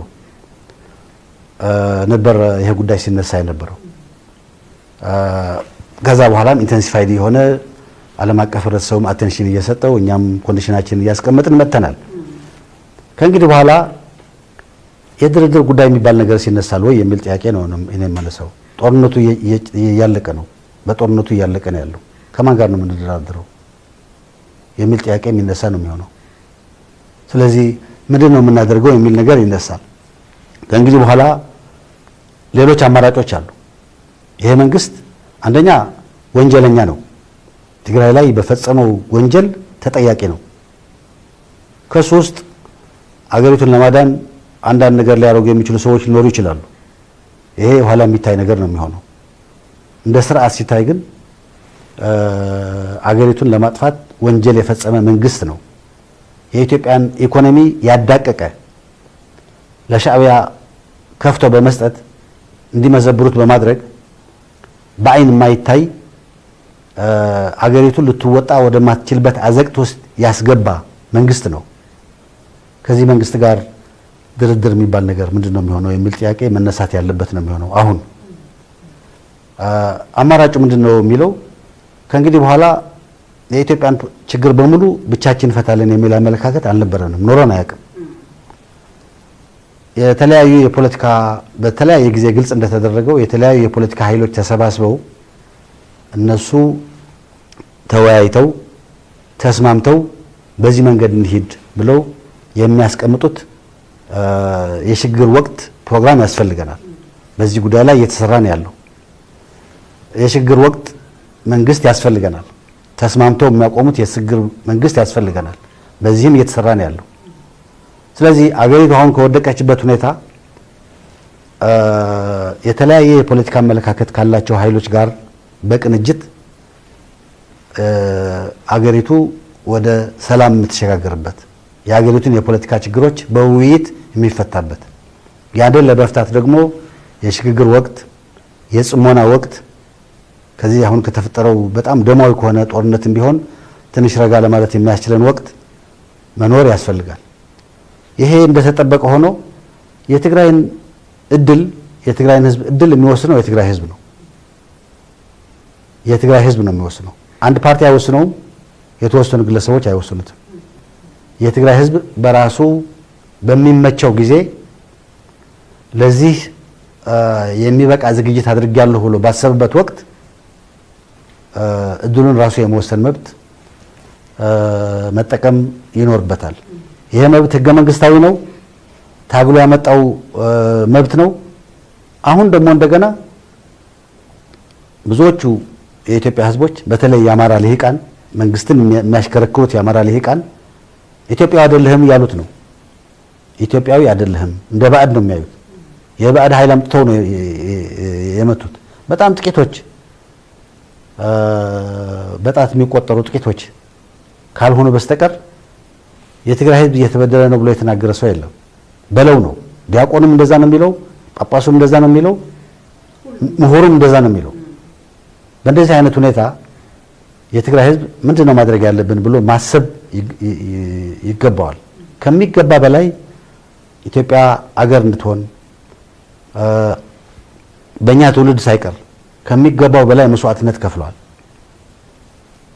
እኔ እንኳን የማውቀው እኔ ቺፍ ኦፍ ስታፍ በነበርኩበት ጊዜ ስመራው በነበረ ጦር የተከፈለውን መስዋዕትነት አውቃለሁ። ያም ሆኖ ግን አመዳፋሽ ነው የሆነው። አሁን መንግስትን እየተቆጣጠሩ ባሉት ልሂቃን አንጻር አመዳፋሽ ነው የሆነው። ወደ ልቡ ተመልሶ ተው ይሄ ነገር ጥሩ አይደለም ያለ የለም። እንዴ አናቃቸውም ነበር ማለት ነው ወይ እነዚህ ሰዎች ነው የምትለው? ከማን ጋር ነበር የምንኖረው እንድትል ነው የሚያስገድድ። ከእንደዚህ አይነት ሁኔታ ጋር ነው ወይ እንደገና ተመልሰን ለመኖር የምናስበው የሚል ጥያቄ እንድታነሳ ነው የሚያደርገው። ስለዚህ የሽግግር ወቅት ይኖራል። የሽግግር ወቅት የጽሞና ጊዜም ሊሆን ይችላል። እንደገና ሁኔታችንን በደንብ ለማየት የሚያስችለን መጨረሻው ላይ ግን የትግራይ ህዝብ ነው የሚወስነው።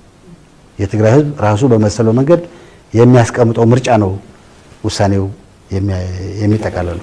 መልካም። ምናልባት ጄኔራል ግልጽ ለማድረግ ያው ጦርነቱ እየተጠናቀቀ ነው የሚለው ቃል ብዙ ጊዜ ይገለጻል። ጦርነቱ ተጠናቀቀ የምንለው ምን ሲሆን ነው? ምናልባት አሁንም ውጊያ ላይ ነው ያለነው፣ ውጊያው እንደቀጠለ ነው ያለው። ምናልባት ጦርነት ሊያካታቸው ከሚችሉት ነገሮች ብሎኬጁም እንዳለ ነው፣ እንደተዘጋጋ ነው ያለው። ትግራይ የሐሰት ፕሮፓጋንዳውም የማጥላላት ዘመቻው አሁንም ቀጥሎ ነው ያለውና ምን ላይ ስንደርስ ነው ጦርነቱ ተጠናቀቀ ልንል የምንችለው? እንግዲህ በተለያየ ጊዜ ግንባር ላይ ያሉት ከፍተኛ የጦር መሪዎች ይሄ አሁን መንግስት የጣለብንን ማዕቀብ እንፈታዋለን ብለዋል። ያ መፍታት አንድ ኦብጀክቲቭ እንደሆነ ማስቀመጥ ይቻላል። ግን ይሄ የአጭር ጊዜ መፍትሄ ነው። ከዚህ ቀደም በውይይት መብታችንን አሳልፈን ሳንሰጥ፣ ፍላጎታችንን አሳልፈን ሳንሰጥ፣ የእኛን ጥቅም አሳልፈን ሳንሰጥ ከሌሎች ኃይሎች ጋር ኢንክሉዲንግ አሁን መንግስት ከያዘው ኃይል ጋር ተወያይተን አንድ መቋጫ ላይ እንደርስ ይሆናል የሚል ተስፋ ነበረ። አሁን ያ ተስፋ እየተሟጠጠ ነው። ሰራዊቱ ካለቀ በኋላም የእሱን እድሜ ለማስረዘም ገበሬውና ወጣቱን ህዝባዊ ጦርነት እናድርግ በሚል ጩኸት ወደ ውጊያ ሊማግደው እየተዘጋጀ ነው ያለው። ያን ነው የሰማነው ትናንትና። ስለዚህ ሌላ እድል እየሰጡን አይደለም ያሉት፣ በጦርነት ብቻ እንድንጨርሰው ነው ያደረጉ ያሉት። ስለዚህ በጦርነት ነው የሚያልቀው። በጦርነት ለመጨረስ ደግሞ የሚከለክለው ነገር አሁን እየተጠረገ ነው ያለው። የተናገርን ያለን ደሴ እንደተያዘ ትናንትና ሰምተናል። ከዛ በኋላ ሌሎቹን ቦታዎች የመያዝ በጣም ከባድ አይደለም። ከ20 ምናምን በላይ ክፍለ ጦሮች ናቸው ደሴ አካባቢ፣ ደሴና ኮምቦልቻ ዙሪያ ሲዋጉ የነበሩት። እነዚህ ክፍለ ጦሮች አሰባስቦ ማዳን ያልቻለ ኃይል የገበሬ ስብስብ አሰባስቦ አድናለሁ ብሎ ማሰብ ቅዠት ነው የሚመስለኝ። ያም ሆነ ይህ በጦርነት ያልቃል። በጦርነት ካለቀ በኋላ ለዚህ የሚሆን ዝግጅት የትግራይ መንግስት እያደረገ ነው ያለው። ምናልባት ሙሉ በሙሉ በይፋ ያልወጣ ከሌሎች የፖለቲካ ኃይሎች ጋር በቅንጅት የተጀመረ የጥምረት እንትን አለ፣ የፖለቲካ ጥምረት ስብስብ አለ። ይሄ የፖለቲካ ጥምረት ስብስብ ሌሎችም እየተጨመሩበት እያደገ መሄድ ነው። ፈጥኖ ኦፐሬሽናል መሆን የሚችል ነው። ባለው ጊዜ ውስጥ በአጭር ጊዜ ፈጥኖ መንግስትን ለመቆጣጠር የሚያስችል አገር ሰላም የተረጋጋ እንዲሆን ለማድረግ የሚያስችል ቁመና መያዝ ይኖርበታል። ዓለም አቀፉ ህብረተሰብም ይህን ጉዳይ ትኩረት ሰጥቶ ማየት ይኖርበታል፣ ማገዝ ይኖርበታል። በዚህ መንገድ የሽግግር ወቅት ይጀመራል። ኢንክሉሲቭ የሆነ በቀጣይ የኢትዮጵያ ዕጣ ፈንታ ላይ ማለት ነው። በቀጣይ የኢትዮጵያ ፈንታ ላይ ሁሉም የፖለቲካ ኃይሎች የሚሳተፉበት ውይይት ይደረጋል። አሁን ከደረሰብን ሁኔታ ወደ በህዝብ የተመረጠ መንግስት ለማቋቋም እንዴት ብለን እንሸጋገር ብለው ይነጋገራሉ። ያንን ይወስናሉ፣ ጊዜ ይወስናሉ። ዲቴይሉ ደግሞ አብረው ይሰሩታል። በዚህ አይነት መንገድ የሚያልቅ ይመስለኛል። መልካም። ምናልባት አንድ ጥያቄ ላንሳ። የትግራይ ህዝብ ወደ ዳግም ጦርነት ገብቷል። እርሶና ጓዶቹም ደግሞ ምናልባትም ለተደጋጋሚ ምዕራፍ በረሃ ወርደው የተከፈለውን መስዋዕትነት ተከፍሎ ድጋሚ ታሪክና ጀብድ ለመስራትም እድሉን አግኝተዋልና ከጓዶቹ ጋር ምን ይሰማዎታል? እኔም ከኔ ጋር ባለፈው ጊዜ 3 ጦርነት የተዋጉት ጓዶቼም ብዙዎቹ የሰራዊት ከፍተኛ አመራሮች እንደዛ አይነት ናቸው። ጦርነት ነው እያልኩ ያለሁት፣ ውጊያ አይደለም። 3 ትላልቅ ጦርነት በጋራ አልፈናል። አሁን ደግሞ ይሄኛውን ጦርነት ከፍተኛ ውጣ ውረድ አልፈን አሁን ደረሰበት ደረጃ ላይ አድርሰናል። እኔ በጣም እድለኞች ነን ብዬ ነው የማስበው። አሁን የትግራይ ህዝብ እያለፈበት ያለው ሂደት እጅግ ታሪካዊ መሆኑ በምንም አይነት መንገድ ማሳነስ አይቻልም።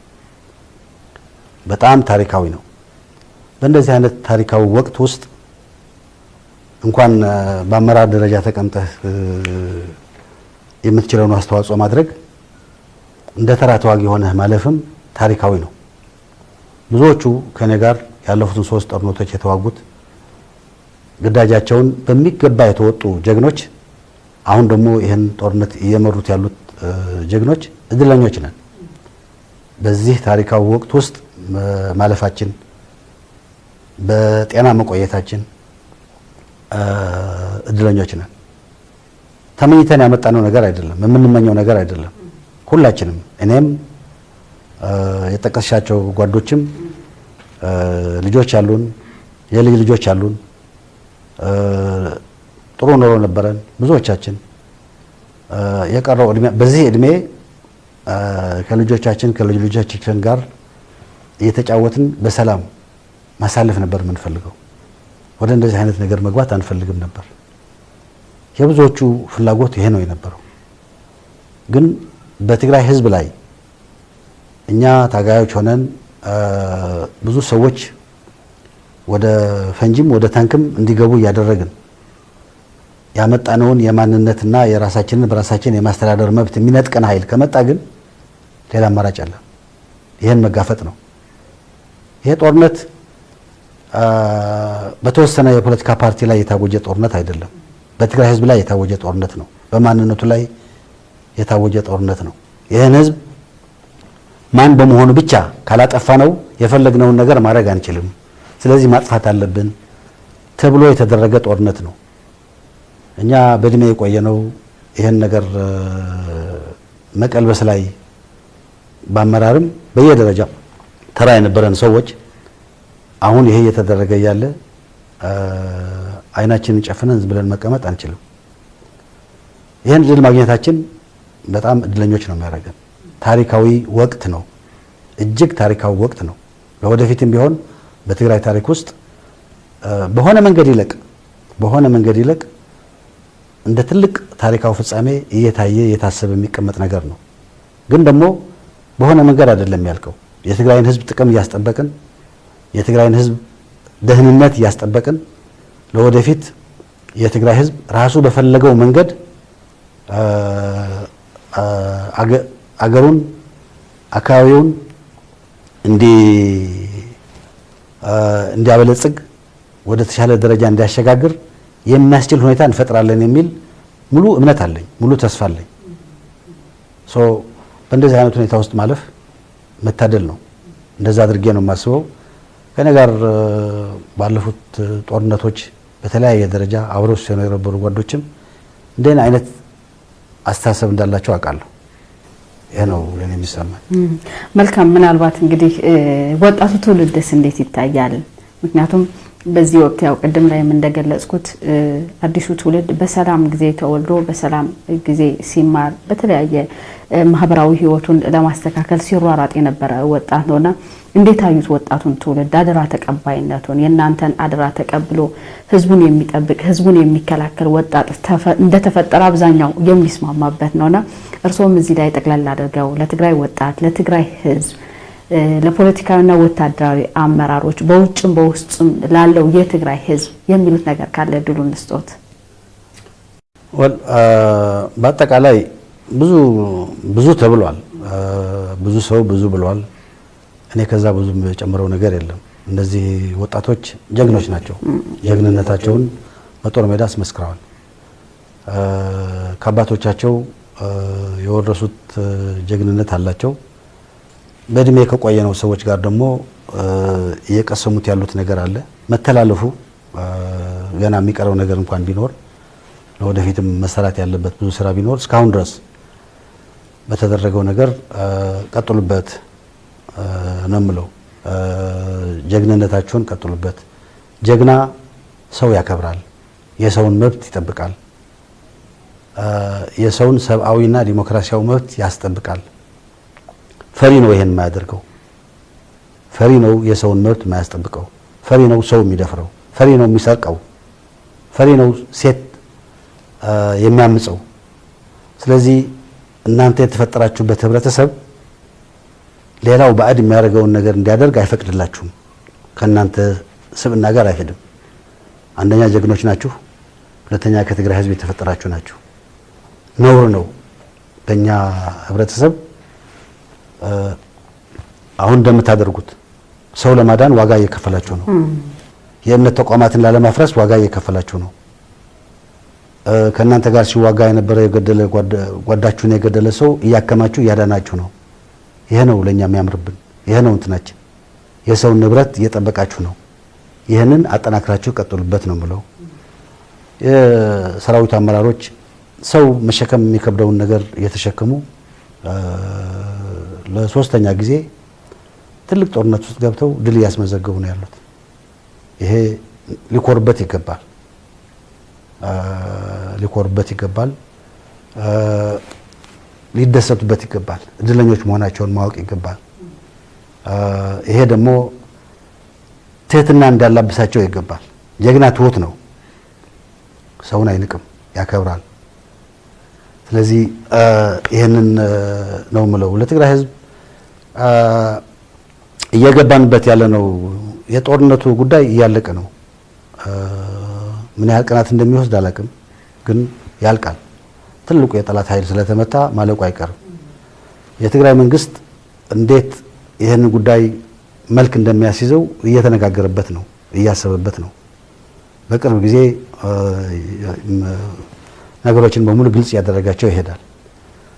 ለትግራይ ህዝብ ግን ትልቁ ዋስትናችን አንድነታችን ማጠናከር ነው። አንድ መሆን አለብን። አንድነት ማጠናከር ማለት በውስጣችን ልዩነት የለም ማለት አይደለም። ኢንፋክት እየገባንበት ያለነው ጦርነቱ ካለቀ በኋላ የምንገባበት መድረክ በጣም የተወሳሰበ ነው። እጅግ የተወሳሰበ ነው። ከትግራይ የተፈጠረ ማንኛውም ዕውቀት ያለው ሰው አስተዋጽኦ እንዲያደርግበት የሚጠይቅ መድረክ ነው። የሁሉም ሰው ሀሳብ መስማት የሚጠየቅበት ወቅት ነው። የአንድ ፓርቲ ሸክም አይደለም። አንድ ፓርቲ ብቻውን የሚችለው አይደለም። ሁለት ሶስት ፓርቲዎች፣ የፖለቲካ ፓርቲዎች ብቻ የሚችሉት አይደለም። ከዛ በላይ የህዝቡን ጠቅላላ ተሳትፎ ቢጠይቅ ነው የሚሆነው። አንድነት ማለት የተለያዩ አማራጮች እንዲቀርቡለት ለህዝብ መፍቀድ ማለት ነው። እነዛን ማኔጅ ማድረግ ማለት ነው። ይቆዩ የሚባሉትን ነገሮች ማቆየት፣ በወቅቱ አስፈላጊ የሆኑትን ነገሮች እያነሱ መነጋገር፣ መደማመጥ እና መከባበር፣ የተሻለውን ሀሳብ መምረጥ። ብዙ ሰው ይሄን የሚያዋጣን የተሻለው ነው የሚለውን እየመረጥን እንድንሄድ፣ ብዙ ሰው ያልተቀበለውን ደግሞ ይቆይልን እያልን እንድንሄድ መድረኩን ማስተካከል ይጠይቀናል። አንዱ ዋስትናችን ይሄ ነው፣ አንድነታችን ነው። አንድነታችን ከአንድ ምንጭ በሚንቆረቆር አስተሳሰብ ብቻ የሚመጣ አይደለም። የተለያዩ አማራጮች መጥተው ህዝብ እነዚህን በሚገባ ፈትሾ የሚጠቅመውን የሚወስድበት የማይጠቅመውን ደግሞ የሚጥልበት ፎረም መክፈት ላይ ነው የሚመሰረተው። ሁለተኛው ዋስትናችን ጠንካራ ሰራዊት መያዝ ነው። ጠንካራ ሰራዊት ደግሞ የሚገነባው ከህዝብ አንድነት ነው።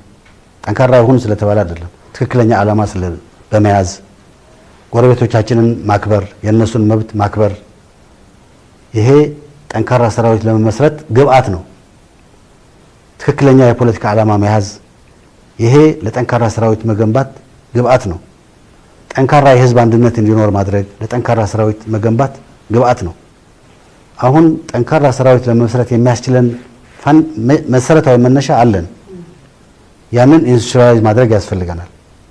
በቀጣይነት ዋስትናችን የተረጋገጠ እንዲሆን በቀጣይ በሚደረጉ ውይይት አስተማማኝ ዋስትና እስከምናገኝ ድረስ ከሌሎች ጋር ተነጋግረን አስተማማኝ ዋስትና እስከምናገኝ ድረስ ይሄን አግኝተናል ብሎ የትግራይ ህዝብ እስከሚያምን ድረስ ዋናው ዋስትናችን ሰራዊታችን ነው። እስካሁን ድረስም እዚህ ያደረሰን እሱ ነው። ለወደፊትም ይሄ የሚቀጥል ነው የሚሆነው። መሰረቱ የጠንካራ አንድነት ያለው ህዝብ መሰረት ነው።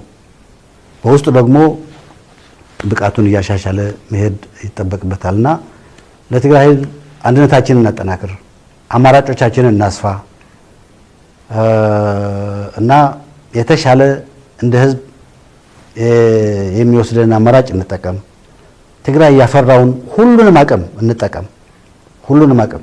ምክንያቱም ፊት ለፊታችን ያለው ችግር የተወሳሰበ ነው። በጦርነት የታለፈውን ነገር አልፈናል። የሚከፈለውን መስዋዕትነት ከፍለናል። የሚቀረን ጥቂት ነገር አለ፣ እሱን እንጨርሳለን። ከዛ በኋላ የሚመጣው የፖለቲካ መድረክ የተወሳሰበውን ያህል የሁሉን የትግራይ ህዝብ አቅም መጠቀም ይጠይቃል። ይህንን ማኔጅ የምናደርግበት፣ ይህንን የምናስተናግድበት አሰራር፣ ባህል፣ ኢንክሉሲቭ የሆነ አስተሳሰብ ማዳበር ይጠበቅብናል። መሰረቱ ይሄ ነው። ለህልውናችን፣ ለደህንነታችን፣ ለማንነታችን መሰረቱ ይሄ ነው። ከዚህ በኋላ ከዚህ የሚመነጭ ከዚህ የሚበቅል ጠንካራ ሰራዊት መገንባት ይኖርብናል። እነዚህ ሁለቱን ከያዝን የፈለግነውን ነገር ማድረግ እንችላለን። የፈለግነውን ነገር ማሳካት እንችላለን እና ለትግራይ ህዝብ ማስተላልፈው መልእክት እዚህ ላይ ጥንቃቄ እናድርግ። እዚህ ላይ ጥበብ በተሞላበት ብልሃት በተሞላበት መንገድ እየተደማመጥን እንስራ የሚል ነው። አመሰግናለሁ። መልካም ጄኔራል ጻድቃን ገብረትንሳኤ ለሰጡን ሰፋ ያለ ቆይታ እጅግ አድርጌ አመሰግናለሁ። በተመልካቹም በአድማጭም ስም እጅግ አድርገን እናመሰግናለን። እሺ ታንኪዩ። አመሰግናለሁ።